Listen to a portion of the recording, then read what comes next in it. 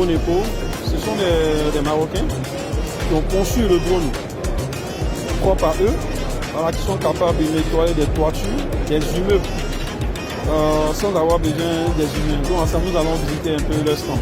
Donc là, nous avons vu un peu un équipement très costaud ici. On va savoir un peu le rôle. Là, c'est un drone qui a été spécialement élaboré pour faire du nettoyage de façade et de toiture. Ok, C'est un drone qui est capable de porter de la basse et de la haute pression. ok.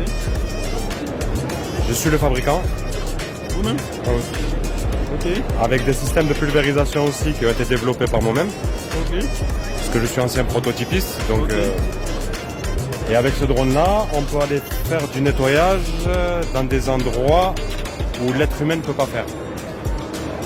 Je ne dis pas que ça va remplacer l'être humain, mais c'est beaucoup plus sécure.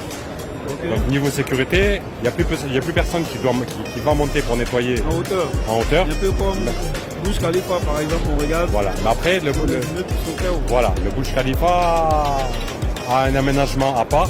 Ok. Ils n'ont pas besoin de ce système-là pour être nettoyé. Il est auto-nettoyant. Mais pour d'autres façades et d'autres immeubles, c'est une très bonne alternative parce que le temps d'exploitation et le temps d'exécution est beaucoup plus rapide.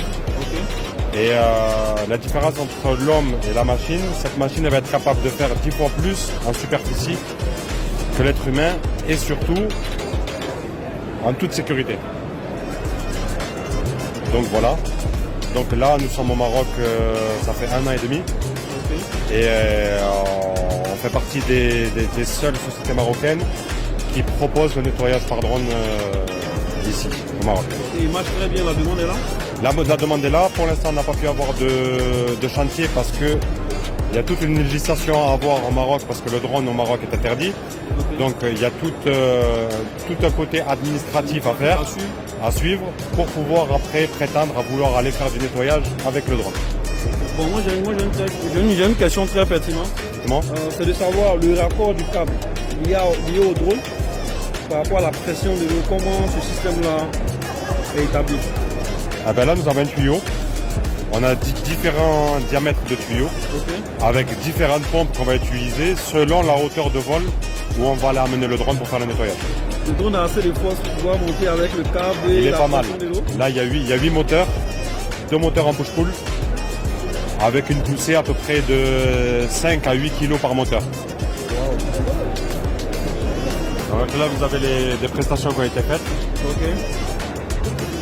Ah, je vois. par drone. Donc vous voyez ce que le drone est en train de capable de faire. Là, vous avez le système de pulvérisation, le tuyau.